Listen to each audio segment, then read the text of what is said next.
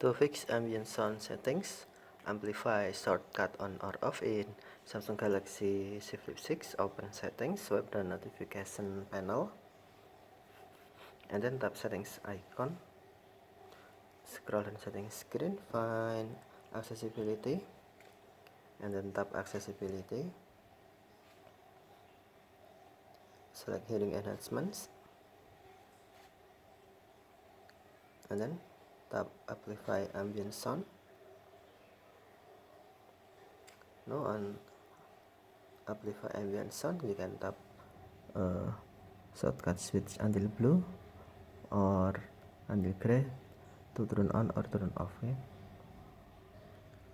Just how to start or stop this function, you can select option you want. For example, tap accessibility button and then tap OK.